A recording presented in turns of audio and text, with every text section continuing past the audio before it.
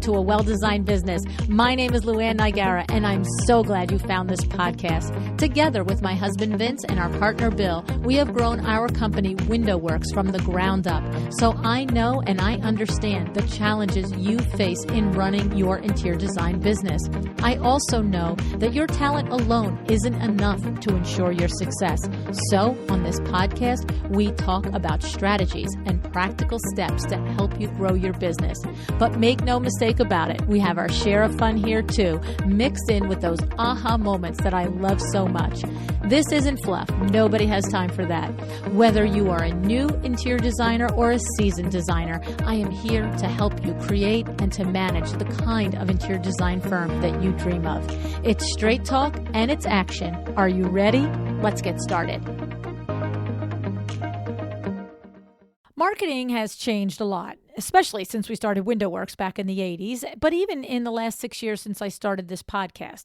The principles for marketing have not changed, but the methods have. Somewhere along the line, we started hearing buzz about the importance of using video. In fact, we've had several people tell us on this podcast to start using video for our business, right? So if you're a listener, I know you know it. But if you're like me, maybe you've resisted the idea. And I'll be honest, I do understand the value of video. I do.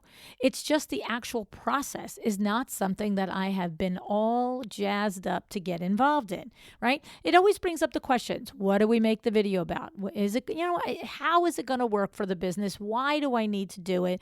Am I going to go out of my way? Is it going to be worth it?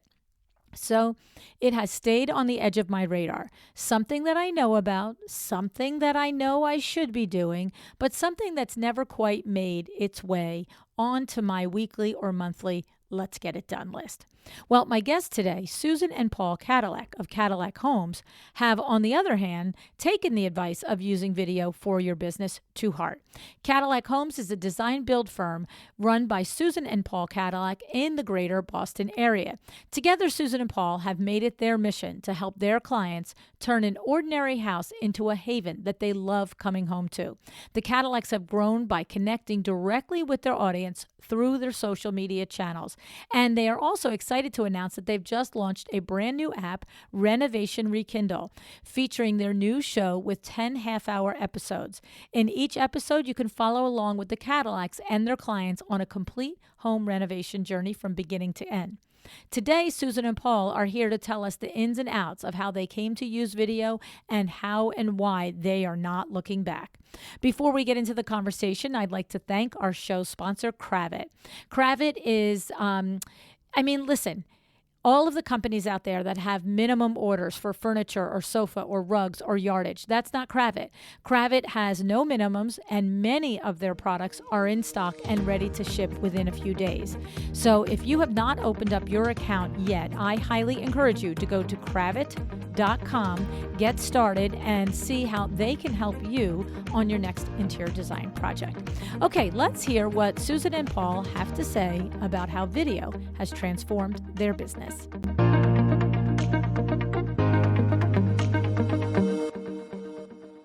Hi, Susan. Hi, Paul. Thanks so much for joining me on A Well-Designed Business today. Thanks for having us. Yes, thank you for taking the time out to speak with us. Oh, I'm so sorry. I just spent an hour talking to you guys. Stop acting all normal and proper. Was it an hour? Go back to acting like crazy people. I mean, seriously? That was hysterical. That's almost like an outtake. I'm like, wait, who are those people? Because they're not who I've been talking to. Well, okay, we're going proper then. That's fine. I can do it. No, we're teasing you. We were just kidding. No. We were just kidding. No, that's awesome. That's awesome. No, I've literally just had such a great conversation. And here's the thing. I mean, what's been so fun, to tell everybody else that we've just been talking, is that you're super, super successful. I mean, when I read your website and all the things, I was thinking to myself, oh my goodness, these people are rock stars. They have a realty company. They have a home building company. They have a TV show that's been nominated for an Emmy. And then you have Kadilak Home Shop. And you do it all married, which I know is a whole nother layer that we didn't even tap into on our pre-air conversation. Maybe it'll happen on this conversation. And the thing is that we just spent a great amount of time talking, and you know, you love it when you just learn that super successful people really deserve every single thing they have because you've worked for it, you've gotten it. And I've already learned that from our conversation. And I'm really excited to share you guys with my audience today. So this is going to be fun. Thank you for being with me. I know, we're excited to be here. Yes, we've been listening for a long time, so it's cool to be on your show. So exciting. That's we're so fun. fangirling. Yes. That's so much fun.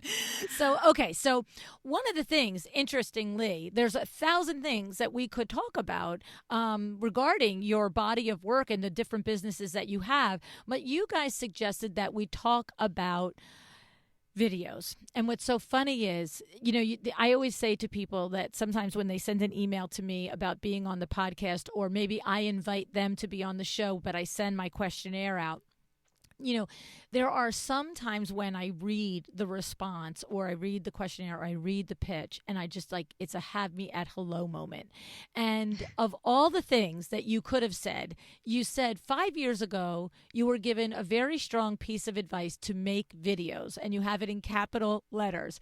And, it says, so you tried it, and it quickly grew your business with a 60% increase in revenue after the first year.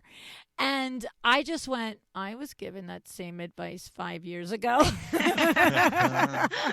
And I'm not an after story. So that was a true have me at hello moment. So who wants to start? Take us back to that moment. And, what I'm curious is, did you both just look at each other and say, we're going to take this to heart and we're going to go and move on it? Or was one of you more on board than the other? Or was there a high level employee that really was just like, you have to do it? How did it happen for you guys?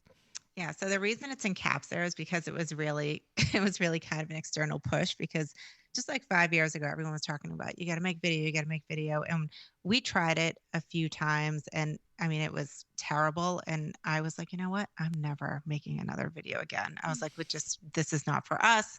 Forget it. We're not doing it. And then I had a mentor who was on the phone with her. And of course, Paul crashes our call, and he's being Paul and being distracting. And she's like, you need to put him on video. And I'm like, what are we going to do? What are we going to say? Like, what are we going to do? And she's like, I'm not talking to you again until I see a video go out. And I was like, crap, what are we going to do now? So we had the real estate company at the time. And the thing was, we were going to make real estate videos. And I said, you know what? She didn't say what kind of video. So I said, why don't we just practice on the construction company, because no one's going to watch them anyway.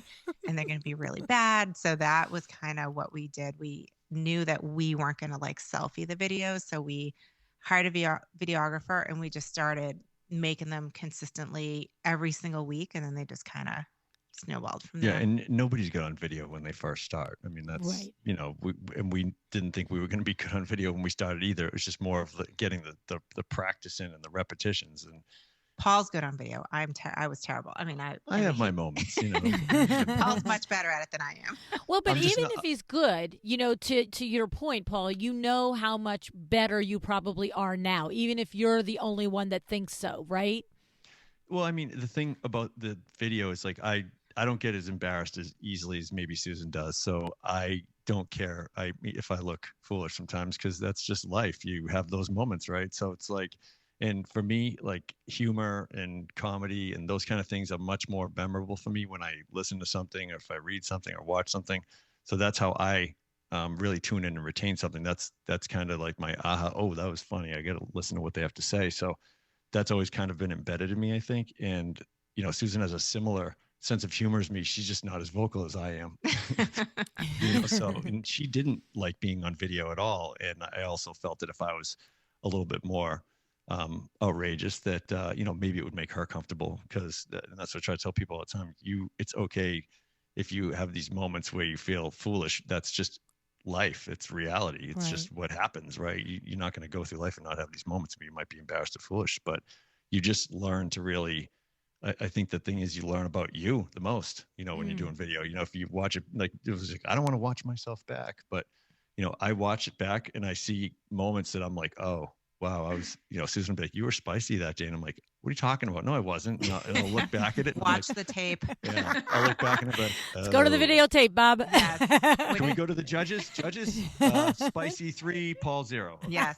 What do you think, Paul? I don't have to say anything at all. I'm like, you just watch it. You let me know what you think, and then we'll just go from there. So it's worked out really well for me. It's been humbling though, because it is incredibly, it's incredible when you're watching it and you don't think you're being spicy, and then you're seeing yourself in that moment, watching yourself. You're like, oh, yeah, I totally am being spicy. So it just makes you a little bit more self-aware potentially, and kind of, like I said, it makes you a better you, if that makes any sense. You're kind of studying yourself to be like, oh, wow, I don't want to come across like that, or I don't want people to think that, I'm just spicy all the time, so you can kind of make adjustments to, how you act day to day. You might not recognize that, but then when you see it, you can recognize it better and make adjustments. Interesting. So what first of all, two things intrigue me. Number one intrigues me is that, Susan, you really weren't interested and you weren't comfortable, but you did it anyway. So there's something in there that I would love to know about. And then secondly,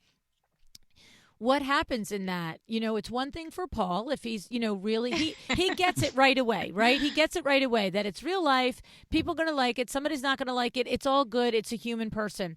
And the thing is, we would take it the same for you, but it doesn't matter. Like, that's the thing that I've learned. It doesn't matter if he could say to you 20 times, it's fine. But if it's not fine for you, then you're not going to show up and do it. And you're also not going to show up and be you, because you're thinking about, what am I coming off as? So what was that little journey for you like? Yeah, I mean, I think it's a few things. It's one, really recognizing that you care more and you're paying more attention than probably anyone else. You're your own biggest critic, and you notice like these little things, and everyone else is like, oh, we didn't even notice that. Like, who cares? Second to that, sister. And then the other thing is like watching other people, because one thing that really stuck in my head is when you watch someone on camera who's nervous, you can tell that they're nervous, and you almost like feel bad for them. And I was like, okay, I just need to get over myself, because like, to me, I was like, okay, that's probably worse. So, it took some time, because I naturally am not as outgoing as Paul. I'm not as talkative as Paul. I'm pretty quiet and very, very introverted. But, in watching, other introverted people who are nervous on video, it's like, okay, what do you want to put out there? Do I want to put that out there? No. So just, it took some time, but it's really just like getting over it, and not, just not thinking about it, not thinking about what it's going to look like. What does this look like? What does that look like? I mean, it's, at the end of the day, when you show up in real life, that's how people see you. So, it's the same, it's the same on video. If you don't like the way your hair looks, well, guess what? When people see you, that's how your hair looks. Well, you know what? Our mutual friend, Darla, right? Darla from Wingnut Social, what she has said, I've heard her say over and over because of course, Wingnut Social, she's teaching interior designers and creatives how to market themselves and how to be out there and to attract their ideal client. And one of the things I've heard her say over and over again is, that if you're worried about the 10 pounds or 20 pounds, like, you're showing up at somebody's home looking like that. So why are you worried about being on a video like that? Like, this is you, you know what I mean? Like, this is who you are. Right. And to your point, Susan, who cares if you have 10 or 20 or 40 pounds on? Like, people don't care about that. They don't they really care don't. about that. They care about how you make them feel and how you treat them and all the things. Right. Right. And that's the other thing too, is like what you're putting out there. It has to be you, because, if they're watching your videos and watching what you're putting out there, and then they call you and you show up and you're totally different from what they saw, they're going to be like, wait a minute. Right. This isn't the person I called. Right. It Exactly. really gets your authenticity out there. I think that's one of the huge things. And it's also, when you're just yourself, there's people that are going to like you and there's people that aren't going to like you, and that's okay. Right. And the people that like us it kind of attracts our avatar client because of that. People will call us and want us to do work with them, because it first went from like, we want you to look at a job, to kind of now where people say, would you consider taking this job on? So it's a much different tone, but it's also humbling to even have that kind of question asked, because we just love what we do anyway. So it's it's incredibly insightful looking at yourself on camera, because I think, like Susan said, you're your own biggest critic no matter what. And, like you said, that's how you look, that's how you sound, that's Right. how you are. Right. That's It's just what the video teaches you to do is to accept that about Right. yourself. Yeah.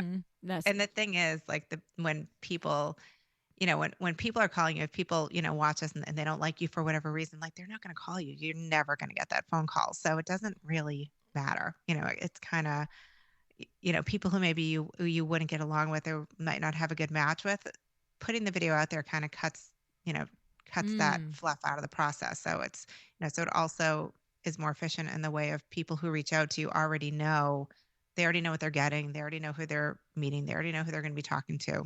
Mm-hmm. So I think that, that's super important. And I think it's focusing on what you do. That's what we just focus on what we do. We're not really trying to go, oh, look what this person's doing, what that person's doing, because you're focusing on the work at hand, what you're trying to do for clients. So, you don't think about it. You just do it, so it's like the video is kind of the same thing. You just got to do it. Like there's going to be ones there's some that I've seen of myself and I'm like, oh my gosh, like, you have to be kidding me. I'm like, but that's funny. Put it out there, so it's like, whatever, it's like, you got to learn to laugh at yourself, so it's like, that's it at the end of the day. Mm-hmm.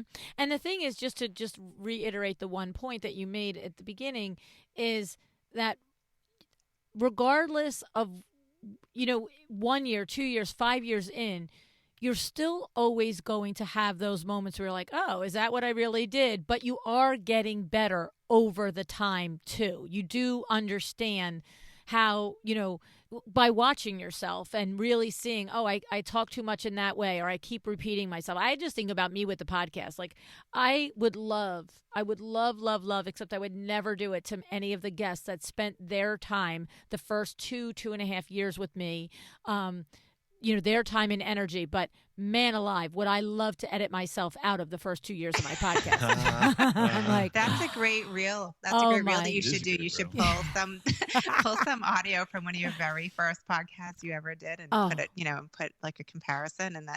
It's funny. Susan actually did that with our agents. She took one of the videos she made, the very first ones, and sent it to all of them. She's like, this was my first video. I had this shirt on that I liked at the time. She killed a zebra. It was like black and white striped, and I was like, oh my! And then I saw it on the video, and I was like, yeah, that's what I tell them. Like, I look like I killed a zebra and wore it as a shirt. So I was like, if you guys are nervous, look at this video, and then all your nerves will go away. Oh my goodness, right? No, it's true. I mean, we were doing a series, Flashback Friday, right? And so listeners will know. They're like, oh yeah, what happened to that? Wow. I went back and I started listening. I was like, oh no, we can't bring that back. We cannot. Veronica Solomon is one of the leaders in the interior design industry, and she's a designer and she's a business coach. She's a friend. She's amazing. And I was like, oh, you know what? We should air Veronica's show like this. And so I said, you know what? Before you air it, I gotta listen to it again. I hadn't listened to it in 5 years. I'm riding down the parkway, going to our beach house, and literally I put the podcast in. There wasn't one intelligent thing that came out of my mouth for 8 minutes. 8 minutes. I looked at the timestamp. I'm like, sweet Jesus, how did this podcast ever get off the ground? Like, how did this ever happen? LuAnn, welcome to my everyday. Oh my goodness! So I was like, "Nope, we're not doing that one. We can't do that one. We're gonna have to Veronica that's why back you on." can't be the person to choose them, because if it were up to me, half of them they would be like, "Should we post this?" No, absolutely not. Exactly. Well, usually it's like it's too late. I'm like, who posted that? Right. Too late now. Right.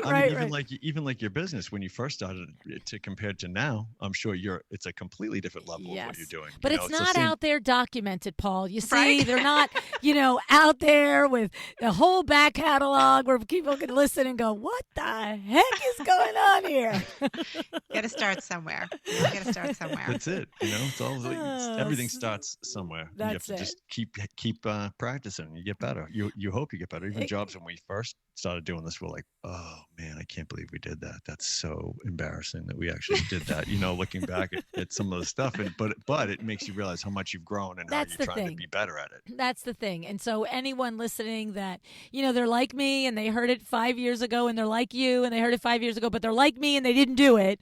We're just saying, if you do it, understand that, you just got to push through the discomfort that like Susan had, and you got to understand that you're going to get better as you do it. But that the thing is that what I think the biggest part of it is whatever your like the podcast is a perfect example. Honestly, it does amaze me that I built an audience with the way I used to talk. Like Veronica Solomon, I think I rephrased the same question 4 times before I let her speak. It was like, shut up. Right? We are all intelligent humans. We know what you're trying to say, right? But the thing about it is at the time, there wasn't the comparison of me 6 years later. I think that's what I want to say. It's like we all know we're going to get better. So if you are listening and you're like trying to find the courage within you or just the motivation within you, to just know that today is the worst day you'll ever be at it. It'll get better tomorrow, and every day will get better. And that's just how it goes. You're always going to have the worst day that you are at it, whenever you start now or in 5 more years, God help us, right? So true. Yeah. It's so true. And those 5 years are going to go by whether you blink. act or not. Right. Yeah. And a blink. You built a Facebook and a thing to 4 million views and 7 million monthly things on Pinterest. And I'm like, I got my 20 still. Yay. So, it's the truth. It's like you took the advice. I heard the same advice and I didn't take it.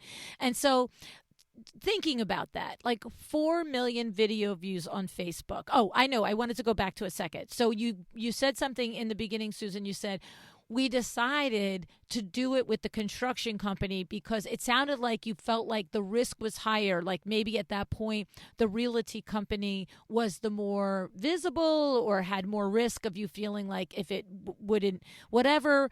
But the thing was, if I'm just going to fill in the blanks, you did it with the home building with Kadilak Homes, and that totally blew up Kadilak Homes. Is that what happened, right? Yes. Yeah, exactly. Yes. Crazy. A happy little accident. Yeah, I don't think we've done consistent real estate videos. I think we just started with our practicing on Kadilak Homes, and we just haven't looked back. It's just kind of taken off from there, and it wasn't the plan, but we just kind of went with it. Mm-hmm.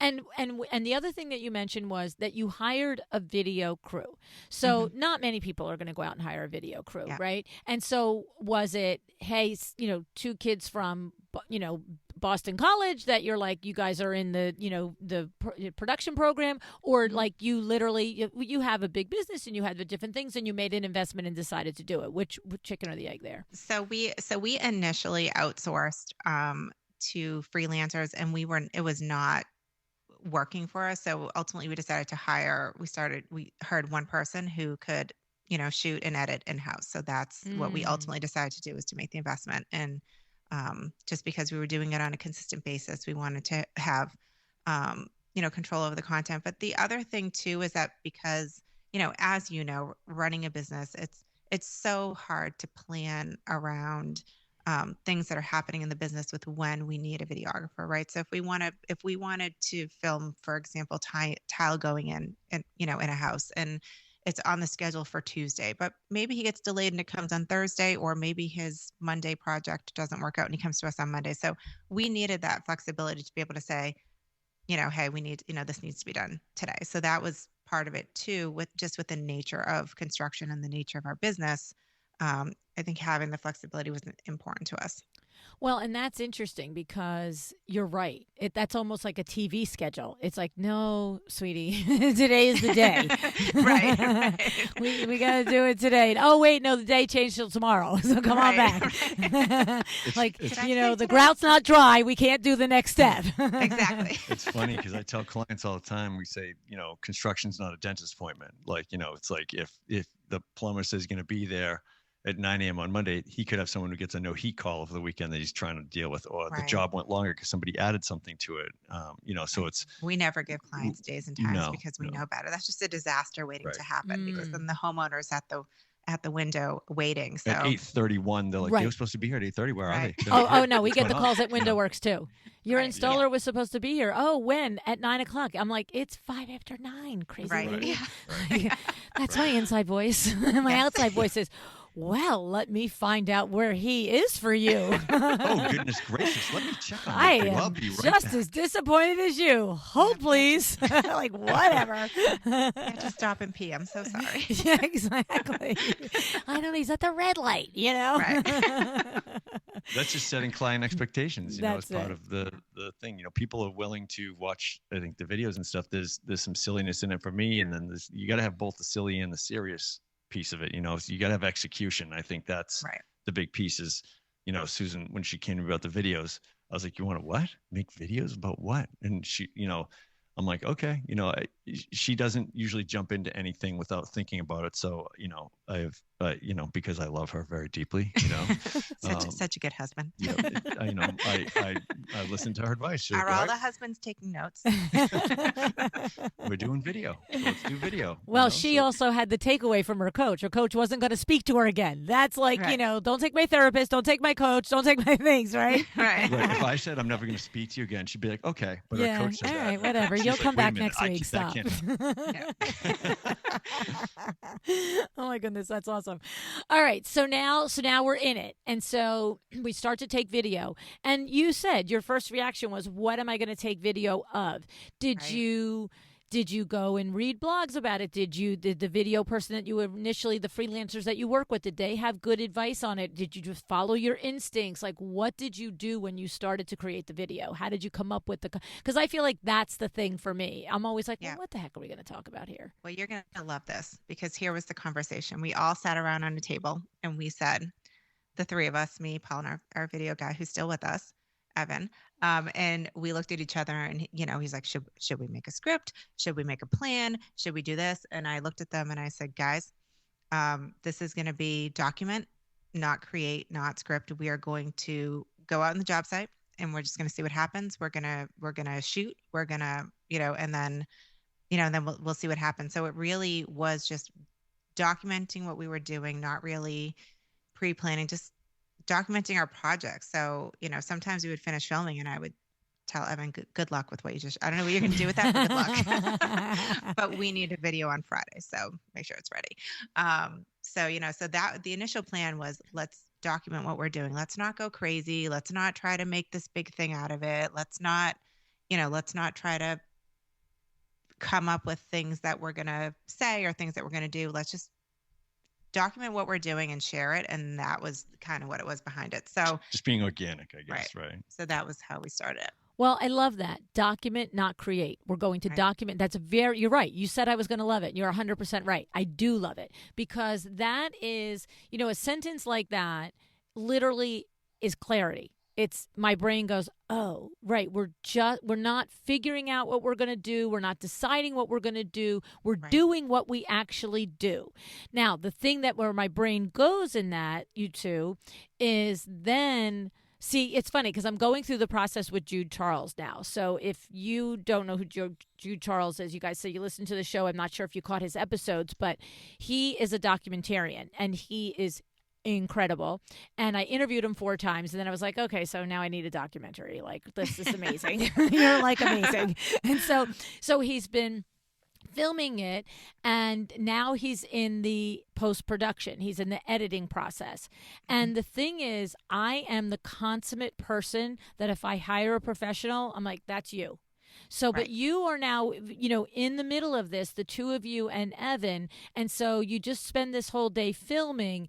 Is Evan have the expertise or whatever to say, of those 6 hours, this is the 3 2-minute clips that are the money clips? Or do you have to, because that's my thing. I'm not going to sit and look through this stuff and go, oh, right there. How did that happen?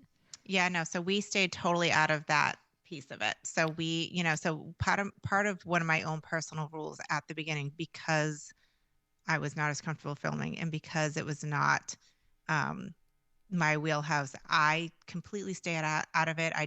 I said my rule for the first year was I was just not allowing myself to even approve anything because I would reject everything. Because I said, if it has to go through me, I'm going to say no because I don't like this or because I don't like that. So we let that piece of it go because I knew that I would reject things that I shouldn't. So that's great self-awareness. That's great self-awareness, Susan. It really is. so Evan was, so Evan really had, had free reign, and he came up with putting things together, and and he has a really, him and Paul have the same sense of humor. So he was really, able to capture that. So yeah, I mean, so for me, knowing what I know about myself, I was like, I need to remove myself from this part of the process. Okay. And the thing is, in trusting Evan to do it, clearly it was a good decision. He had the eye or the vision for what to capture and what not to not to capture, but what to pull out and Right. what to leave on the cutting room floor, as they say, right? Yeah.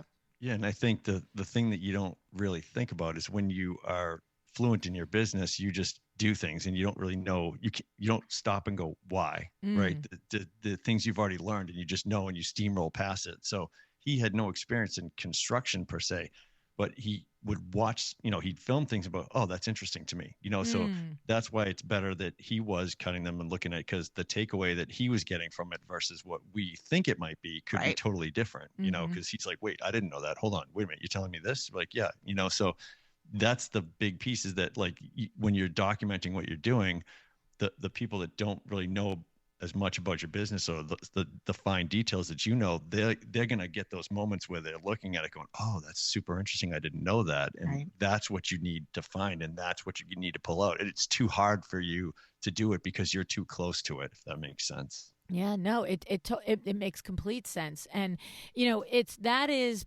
part of the magic, though, right? That somebody, when you're working with a professional, whether it's a professional that builds you a home or a professional that designs the home or a professional that is doing your video, they have that superpower of really knowing, to your point, that hit me as interesting. I'm a regular human person. It'll probably hit somebody else as interesting.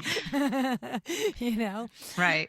Right. Okay. So the thing is, when I think about my audience listening to this, it occurs to me that this could be done a couple of different ways. We can take a lot of the information and the advice and apply it as a DIY, just to what you both said. Paul, like, just be yourself and just, have fun with it and don't overthink it. And Susan saying, like, that's a great thing to say, but it takes a minute to do it, right? It's like, Yeah. I love that you're both here, because when if it was just Paul's perspective on this, there's a whole slice of the audience that's like, yeah, right. Like, I can't do that. So to know that you've come through it, Susan, is good.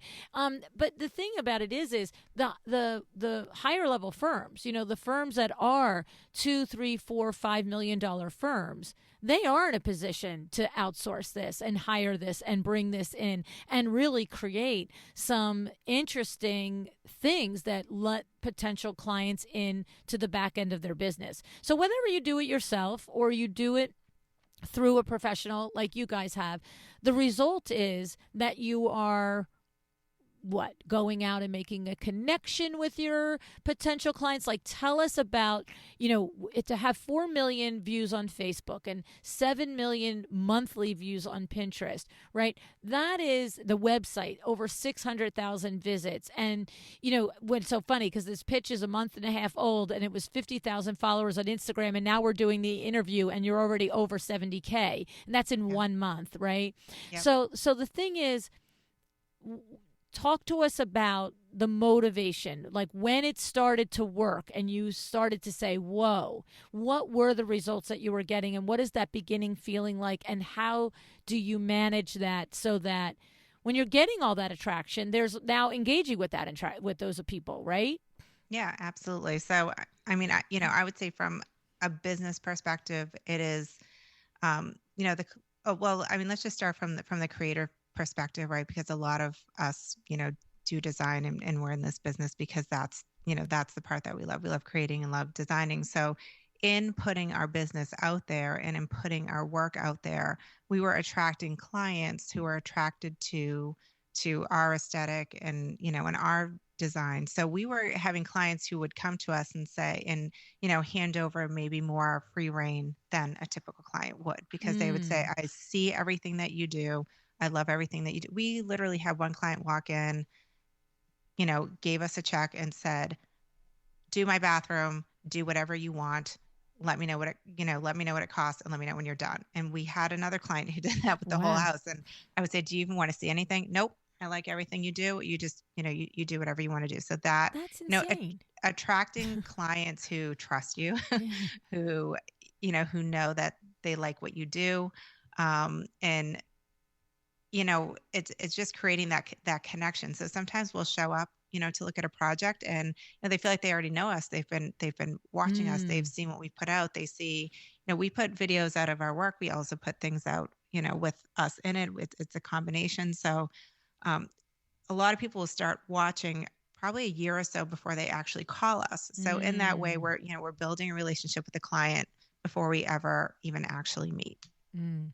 That's good. So, and like I mentioned before, some people might watch us and feel like that's not my style, or, we don't like their personality for whatever reason. And those people they'll never reach out to us. So it's really been, pivotal in building relationships with our clients before we even start.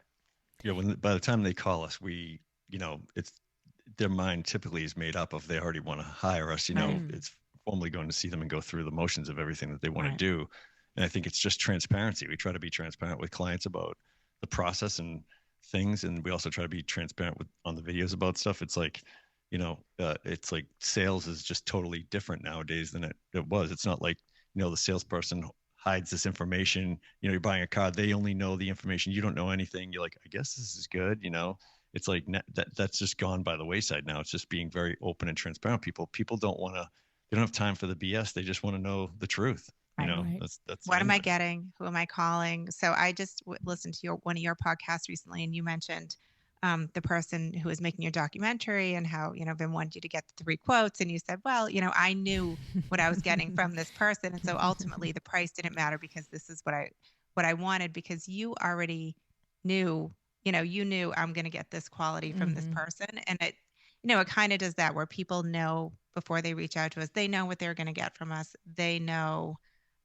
So it's not necessarily that price. We've had people come back and say, you know, as far they might price it out, but they might say, but, I know that what we're going to end up with you as a finished product.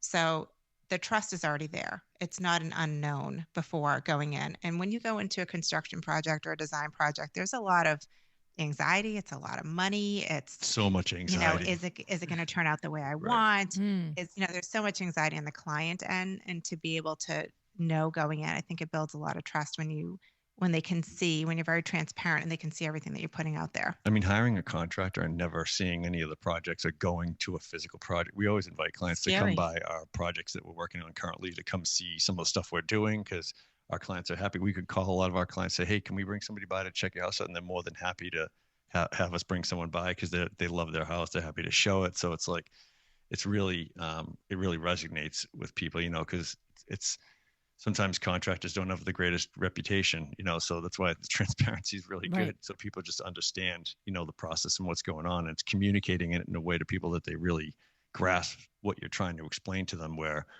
construction is a different language that people don't understand. And, it's a lot of money, sometimes the most money in their entire life that they spend. So we want to make sure that they are really taking to what we're trying to explain to them, and they are comfortable with the process and that they understand it. And putting yourself out there like that and being consistent about what you're doing and showing that you evolve there's no better way to market yourself or your company or your brand by, physically showing that. We could sit here till we're blue in the face and be like, we're the greatest contractors, but that means nothing until people, Right. see it or go touch it, feel it, so we want people.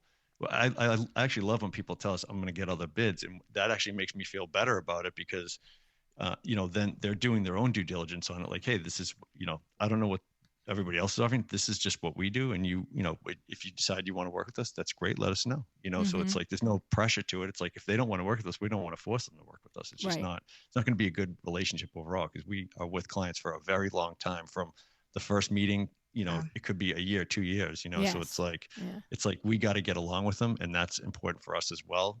We always want to make sure that we're comfortable with them and they're comfortable with us, because it's a long road. You get to know them organically very well, more, you just get to know they're good, they're bad, and not more than you want me. That's Right. right. We've like all you're- been there. We've Yeah. all been there. Like it's Right. while the two are melting down, the couple is Yes. melting down in front of you, and you're just Yep. like, it's just a window I've treatment. literally walked into a house with a fight in the middle of a couple fighting, and Yeah. I joked with them about it at the end of the project, and they were both laughing. Yeah. So it's like, you just get to know them and like them as people, and get to know them, and you want to do the best you can for them to make it a place that's really special for them and the family. Yeah. So I have two questions in there. The first is about the client, right? And in the sense that you've just mentioned how you will bring potential clients to your existing projects. And of course, all of this filming, is so much of it is happening on the job. So do you have now, you guys are different. People, if somebody's coming to you, obviously they're coming to you because they've watched your 9 gabillion videos, right? So they're expecting that they're probably going to be on video, and they might even be thinking, oh, I wonder if we'll get on their social, right? But the thing is, are there sometimes or even with all of that, do you do a formal, we will be filming during the course of this project and we need you to sign off on that? And if your business has evolved that's not necessary, I just feel like the regular average garden variety human in their home doesn't really know that a designer or a builder might be filming. Do we have to think about that? Yeah, so we build it right into our contracts. It's part of our contract from the very beginning before we start work. And most people know, and most people, ask, like, are we going to be on, we're going to be on video? Are we going to They want be you on to make them a Instagram? TV star now, right? Right, That's the thing. right. Or if they're nervous about the project, I just say, remember, this has to go on the Instagram page. So don't worry, it's going to be fine.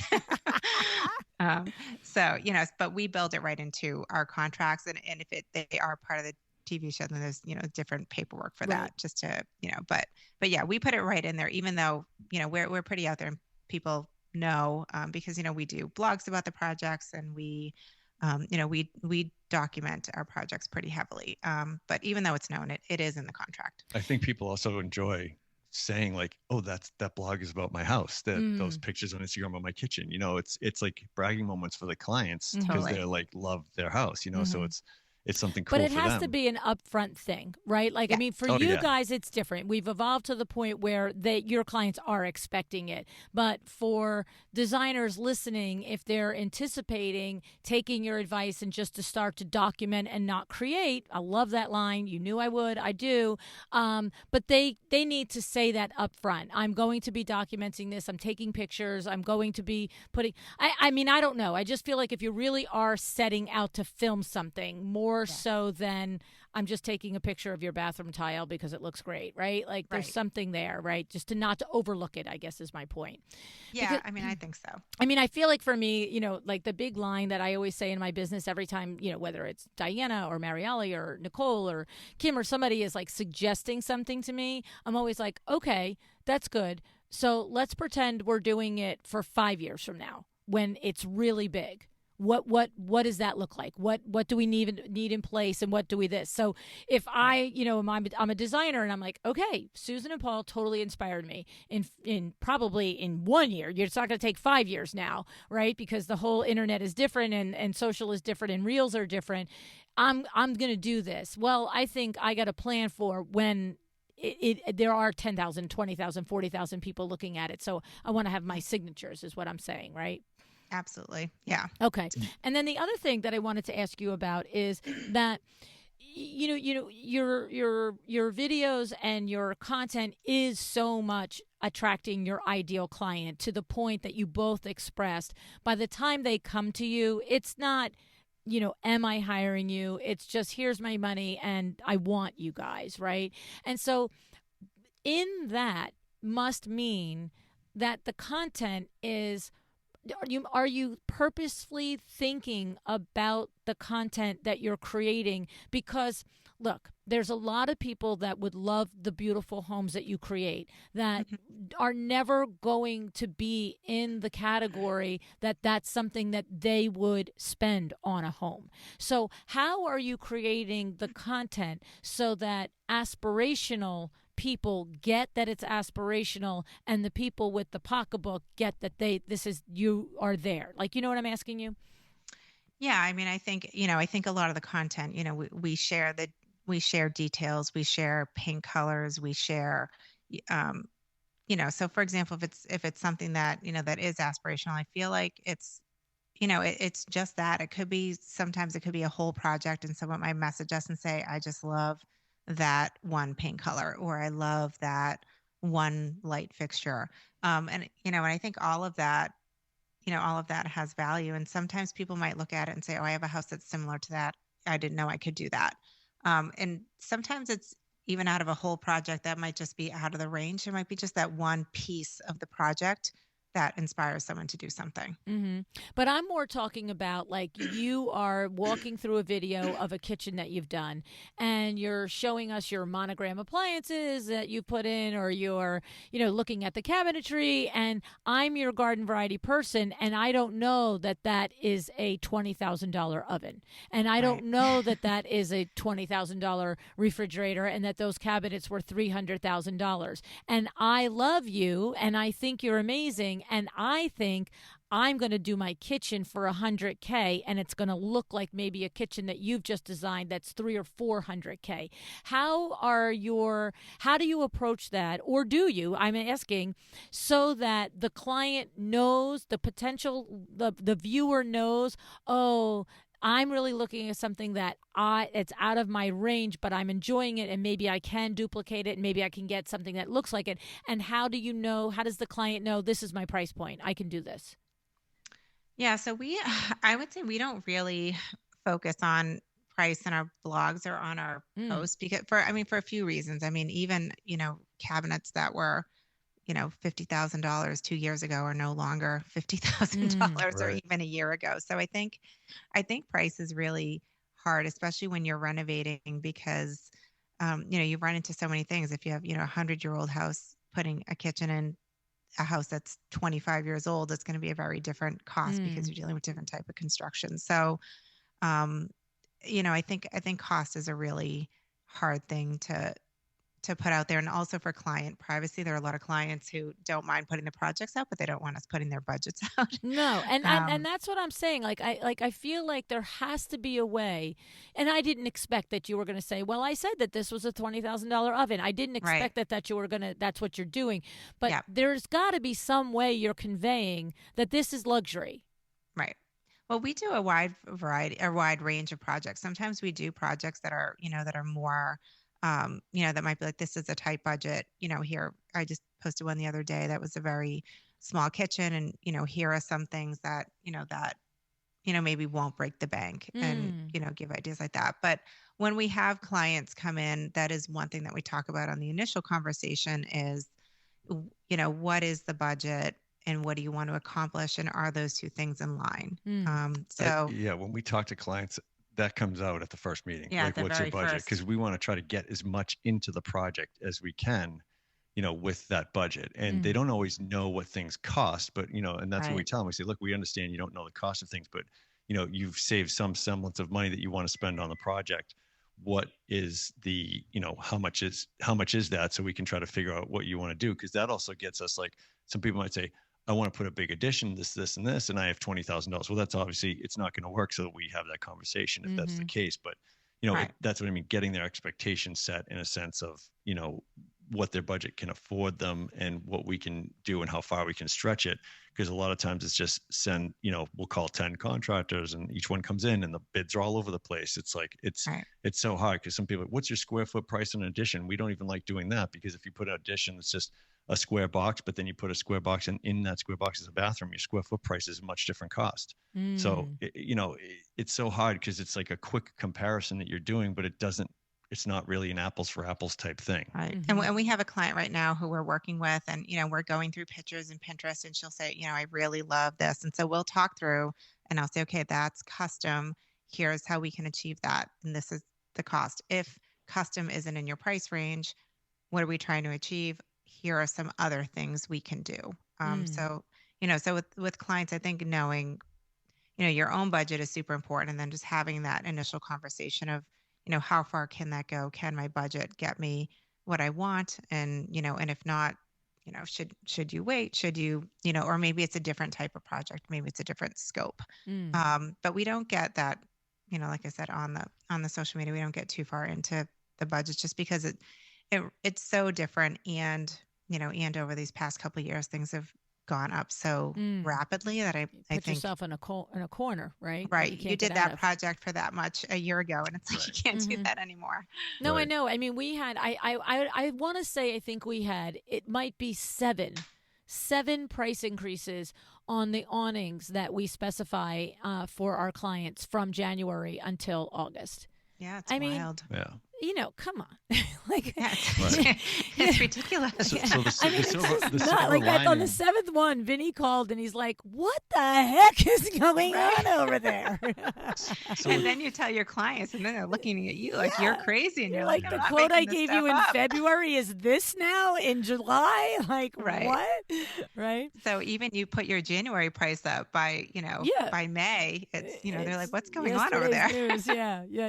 No, I agree. I mean, like I said, I didn't really think you were having the conversation, but I figured there was some way that people need to self-select, right? They need to self-select, and they need to figure out if you are within their range or not in their range. And so what you're saying is if they make the effort to call and come in and do all the things, then you just have that conversation at the beginning like every other, construction and design firm and everybody does, right? Yep, absolutely. Yeah, I think we can tell in the first meeting whether it's a good fit or not for us. So people are interviewing us, and we're also listening to what they have to say to see, if things kind of align, and if they don't, that's okay. We're not everybody's contractor, and not everybody's our client, and that's okay. Right. So we had one woman who wanted to put an addition on, and we looked at it and we said, look, we would love to do it. We don't want to turn work down, but we know you can probably get this done for less. It's a much more simple process, but we're a design build, so there's just other costs we have. They're involved. And she said, I really appreciate that you were honest with me about that, and and thanked us, so it's just like, it's just being transparent. Like we could have taken it on, but it didn't make sense. It didn't make sense for her. And I think that's a big piece of what we do too, because we'll look at the project and say, okay, one of our clients had called us about putting 3 additions on a house, and we're like, okay, we went and looked at it, and we're like, this doesn't make sense. Like, you're going to be overspent on the house. It's not going to hold the value. Like, you're probably 50,000 shy of building new. And so they waited a year and a half and change and called us, and we built them a new house, and they moved in right before COVID hit. And they were like, thank God we listened to you guys. We love our house. They had great timing. Right. So it's like, it's really thinking out. And now we're going back there tonight to look at their basements. They want to finish now. That's right. Yeah. Fun. But it's really looking at all those pieces together, going, okay, like it's not just to get a job. Does the job make sense for the clients? Does it make sense for us? It's not, when you focus on the work, you say the money comes, like, that's the thing. If you're focusing on the money, your work's going to show the flaws in it. If you focus on the work and the money will follow, And giving the client value, making sure that you're hitting what what they're looking for, what they're trying to achieve. Right. People know what they like, but they don't know what they want necessarily. That's what's the hardest piece. And I think that's what Susan really helps people with, is they know, I like blue tile. Well, what else goes with it? So it's just hard to, for people to really visualize that. So I think that's what she's really good about, is explaining that and showing them options, because that's what people want. They want options. They don't want to just be like, this is the only tile you can put in. Sorry, this was the square foot price that we agreed to. This is it. Like, that's not what it's all about, right? It's about really, what is the feel of that space at the end of the day? How does that feel to them? Is that home? Does that feel like a comfortable place? Because it's a very emotional thing. Buying a home, renovating it, the whole entire thing, it's a super emotional process for people. So we're really just therapists. Right. I know, right? It's the truth. It's so true.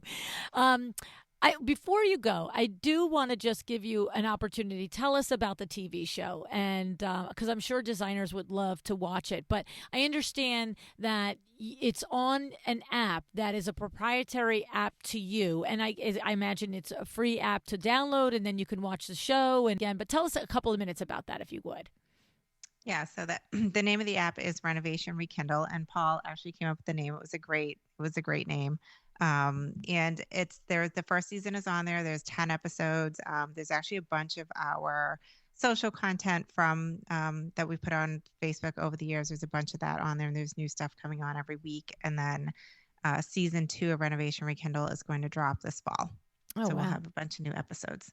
You never know what you put out there on a video that might inspire someone. That's what's cool. Is we've had Mm. people come up to us that we don't know and have said, I watched you guys for a long time and I designed some of the stuff in my house off what you guys did. And it's really humbling to hear that. And it's Right. cool because you just don't know the one thing you might say to a person or the one thing they might watch that really changes the course of things for them and what they're doing. So that's a benefit that you should look at to video is that, you might change the view or someone's opinion or change a direction for them that you might never even find out about, Right. so it's very cool to be able to hear those things back from people. And, part of the show, we've revealed these projects to our clients. There are actual clients, like they weren't cast, they were projects we were doing. And we asked them about being on and they said they agreed. And I went to great lengths to lock them out. I would put plywood walls up and I would change the locks and they think I'm crazy, but I was like, I want it to be special when you guys see it, and we would sit in a room with them and talk about the project for a minute and then have them pull their blindfolds off. And it's a powerful, 60 seconds to like be in the moment with them where they feel like, it's home to them. It's like a very, like top of the mountain moment for them. Right. That's awesome. Yeah. That's awesome. And so don't mind my like tech, ignorance here. Is it like, can you watch it on your TV? Like if you have a smart TV, you could get the app on your TV too, or is it just on your phone? Like, don't mind me being ignorant about that. No. Yep, you can get it on Amazon Fire, Roku, Apple TV. You can get it on Android. your iPad, phone, anywhere. Pretty much any app It's all store. in all the app stores. Yep. Oh, see, I didn't, that's my disconnect with understanding that. That's pretty cool. And so, this is a whole nother business, doing a TV show. And yes, that's like another job. yes, right? Like I always say to it's people, why challenging. don't you just open a bakery too? Because that's like just a whole other business, right? And so my thing is this a passion project because you found that you have obviously, you have a great chemistry and you have a great following and the people are liking you on social, so why not? Is it because this also fires and feeds the clients and feeds the other businesses? What is the why behind doing the TV show? Yeah, I mean, the TV show just I feel like it sort of naturally evolved from all the social and all the videos we were doing. We were getting, a lot of comments from people. We want to see clients, we want to see client reactions, we want to see, kind of what the people, what people think of their projects. And, and it does kind of serve, all of the other businesses. We have the real estate business, we have the shop, we have, we have other things happening. So people might see the show and think, I want to renovate or I want to build, or I'm not sure. Sometimes people come to us and say, I don't know what I want to do. Can you help me figure out, should I move? Should I sell? Should I build? We're doing a project right now from a client who initially called because they wanted to build a few years ago. We ended up selling their house, selling them another one that was 20 years old. And now we're back renovating the entire first floor. So, so a lot of times it's that, that client, they know they want to do something, they want some kind of change, but they don't know exactly what it is. Okay. I love it. So we can find this. Well, we find you on social. I'll put the links for everything in the show notes. You guys are really very special. Oh, I didn't ask you about that, about working together as husband and wife. There's some minutes and moments there along the way, right? I mean, I can answer that for you. I love it so much. It's amazing. My husband's the best husband ever. I mean, people, it's funny. People do ask about that. Like, I don't know how you do it, but I think the difference is that when she's, her phone's blowing up or it's 10 o'clock on a Sunday and I got to go to a client's house because there's a plumbing issue or something, we have a mutual understanding of why. Yes. It's not just like, why do you have to go do that? Right. It's not questioning each other about I'm that. like, you need to go do that right now. Right. She doesn't Get out of bed. No waffles for you. Go fix the pipe. But I mean, and you're trying to build something together is much different, because I have other friends that own companies and their partner or spouse might not be involved. So it's like they just don't get it, if that makes sense. So like when one of us is having an off day, like we know why, we can understand why. Or if one of us has to pick something up because one of us had got so bogged down with other things, we know why. But building it together is just so much different than just trying to be, separate about that. I guess it's I don't know. I find it easier, as weird as that may sound to people, but Yeah, I agree. I we agree. have moments where we have tiffs and things like that, and I call them tiffs. They're not really fights, because it's like you got to get over it quick because we got Yeah. people to Right. cater to and kids and everything else that life has. So it's like you can't sit here for days on end and be mad at each other. You got to learn to get over it and move on. Right, right. No, what's funny, as anyone in the audience that does work with their partner will, I think, it's a shorthand conversation is what I mean to say. It's like I totally understand where you're coming from. It's all the things that you pointed out, knowing that this is important and why is it important. Whereas if you're on the outside of that, is it really important? Do you actually have to do that now? It's like, sort of, yes. I Right. do, Right. Yeah. right? And then also, when you said, you like it, you're like, I like knowing that when I get off this podcast, I'm going to walk to the next door, and there he is at Window Works right there. It's like, it's like for years we were together. It was look up and he's at his desk, and now, I have my office. I rent from myself. But We hope that's you're charging the thing. yourself a lot of money. Yeah, right. Well, like, here's what's so funny is I have the podcast studio at home.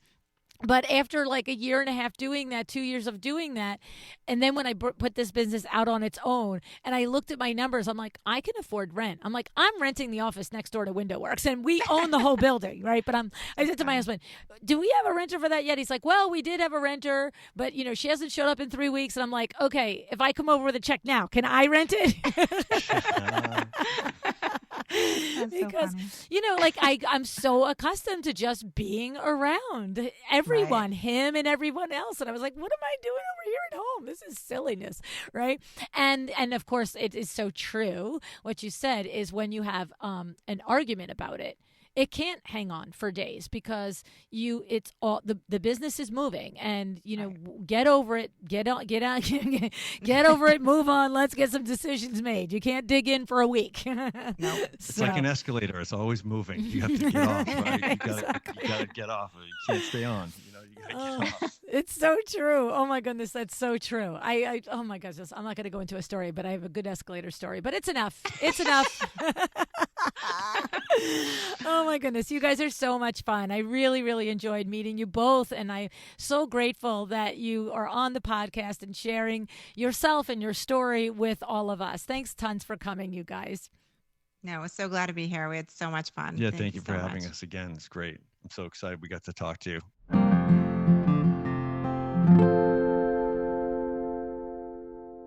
Okay, I don't know about you, but I'm kind of jazzed up after this conversation, and I'm feeling just a little bit more motivated to build video into my business, right? Lots of takeaways. Let's talk about them.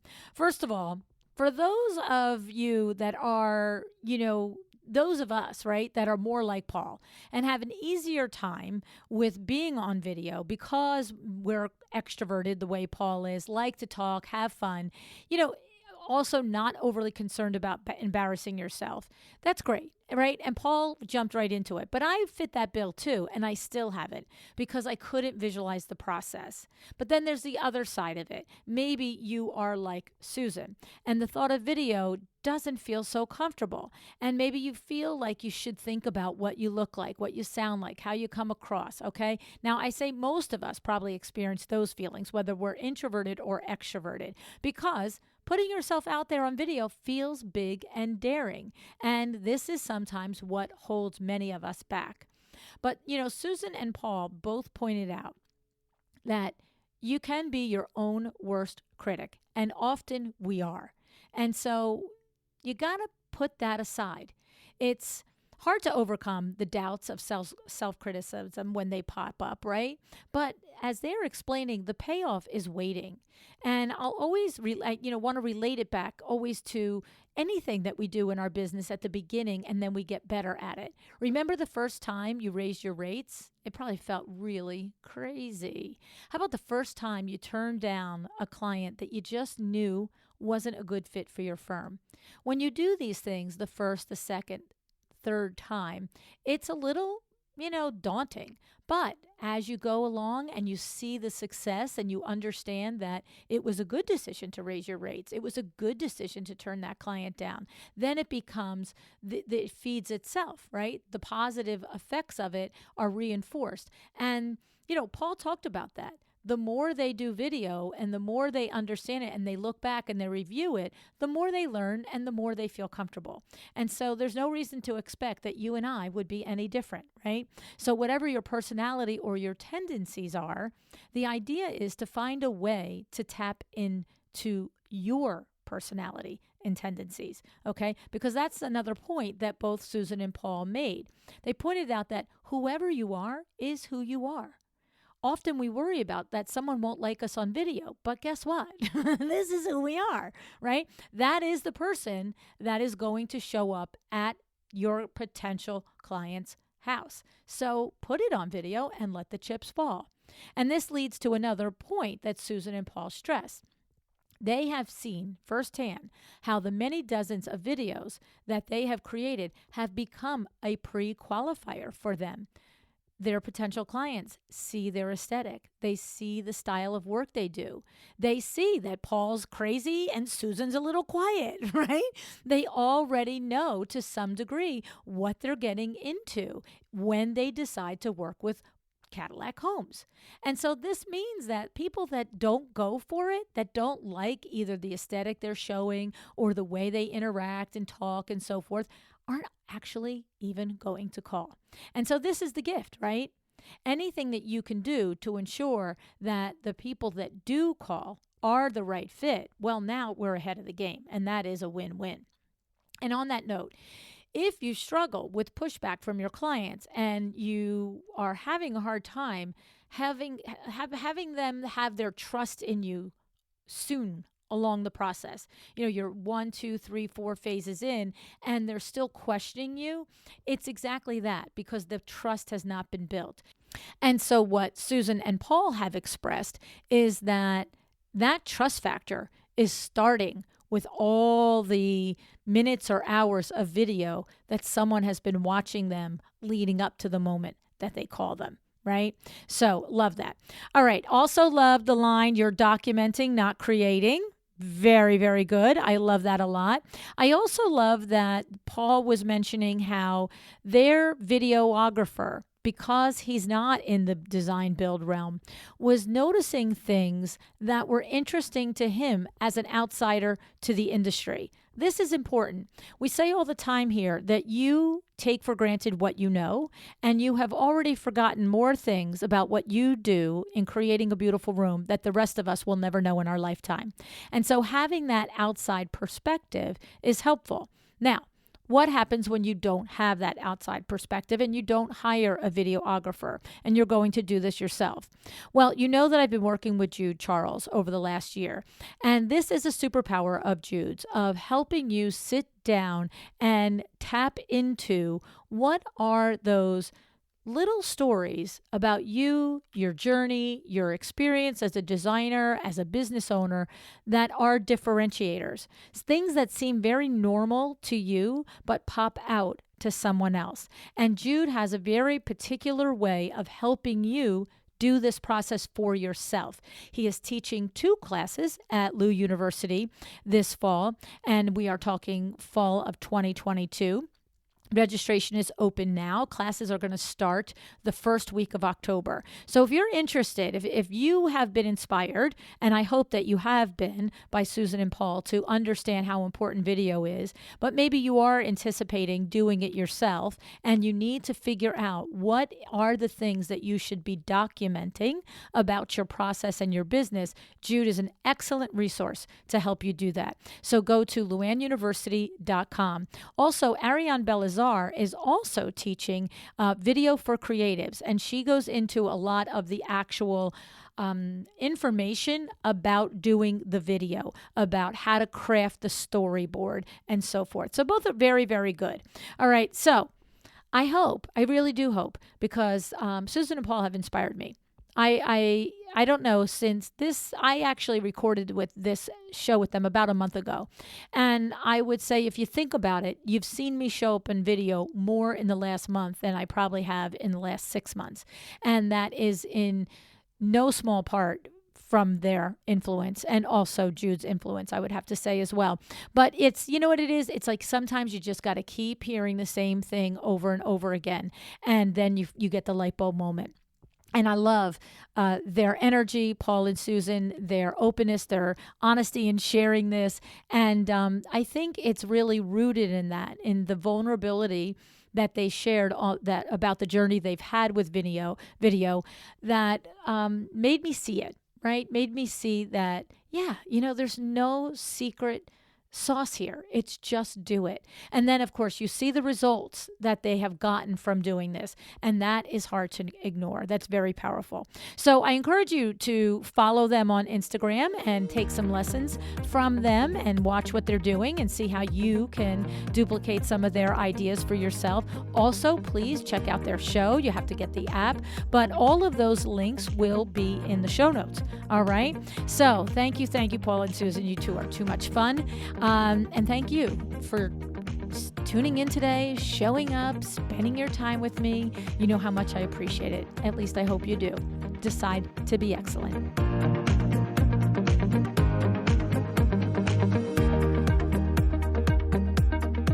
Thank you for joining me today. This podcast is a production of LuAnn Nigara, Inc. If you want to know more about me, my books, or LuAnn University, go to LuAnnNigara.com.